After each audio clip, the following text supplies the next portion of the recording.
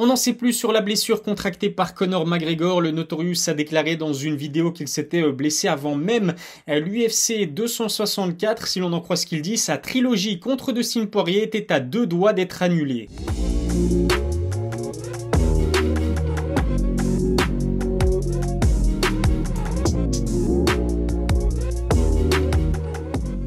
Salut à tous, c'est Ilyes, on se retrouve aujourd'hui pour une nouvelle vidéo. Décidément, Conor McGregor nous donne pas mal de travail ces derniers temps. Le Notorious s'est donc exprimé sur ses réseaux sociaux concernant sa blessure qui a poussé le médecin à stopper son combat contre Dustin Poirier. Une chose est sûre, sa déclaration risque de faire parler beaucoup d'elle dans les prochains jours. Je vous propose donc de jeter un œil à cette vidéo, je vous dirai ensuite ce que j'en pense. Vous êtes bien évidemment invité à me donner votre propre avis dans les commentaires. I was injured going into the fight. Ask Dana White, ask the UFC, ask Dr. Davidson, the head doctor of the UFC. They knew I had stress fractures in my leg going into that cage. There was debate about pulling the thing out because I was sparring with no shin pads and I kicked the knee a few times. So I had multiple stress fractures in the shin bone above the ankle. And then I have trouble with the ankle anyway, do you know what I mean, throughout the years of fucking fighting all the time.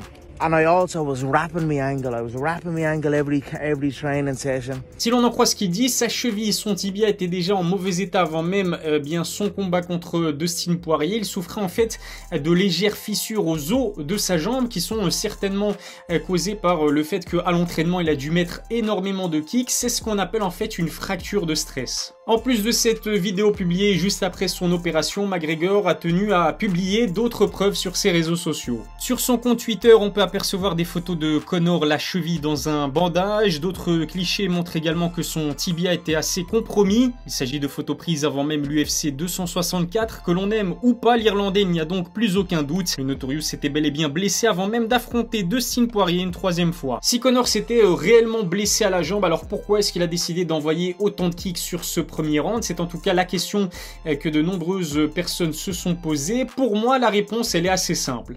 Absolument tout le monde a critiqué la stratégie utilisée par Conor McGregor lors du rematch en janvier 2021, a raison, puisque le Notorious avait misé sur une approche boxe anglaise et l'écart entre ses pieds était beaucoup trop large, ce qui lui a valu d'être puni par les calf kicks de Dustin Poirier.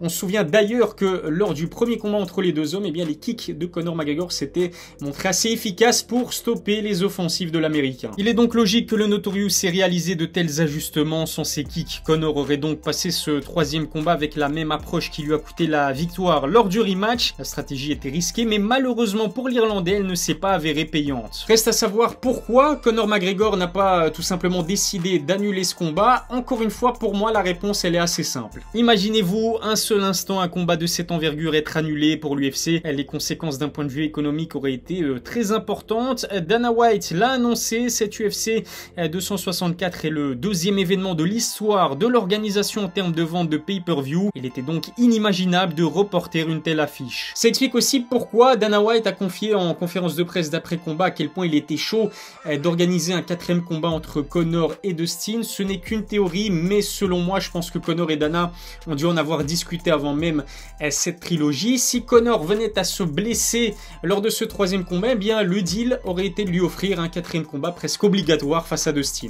C'est en tout cas ce que je pense, mais je peux bien évidemment me tromper. Il y a d'ailleurs une autre explication derrière la non-annulation finalement de Conor McGregor, et la réponse, elle se trouve cette fois-ci du côté du mental et de l'ego du Notorious. Ceux qui ont vu le documentaire du Notorious sur Netflix savent de quoi je parle. On y voit Conor se préparer à affronter Chad Mendes alors qu'il souffre d'une grosse blessure au genou. Ce n'est donc pas la première fois que McGregor s'engage dans un combat déjà blessé, une preuve de plus que l'Irlandais est doté d'un mental à toute épreuve. Conor n'est bien évidemment pas le seul à l'avoir fait. On se souvient que Khabib, son pire ennemi, eh bien s'était blessé avant même son combat contre Justin Gaethje. L'aigle du Daghestan en a dit d'ailleurs un peu plus sur cet épisode lors d'une interview accordée à ESPN. Selon lui, eh bien son coach Javier Mendez était à 2 doigts d'annuler son combat. Finalement, rares sont les combattants qui arrivent dans une opposition sans avoir subi aucune blessure pendant leur préparation. John Kavanagh, l'entraîneur principal de Conor McGregor, a lui aussi confirmé dans une interview que son combattant était bel et bien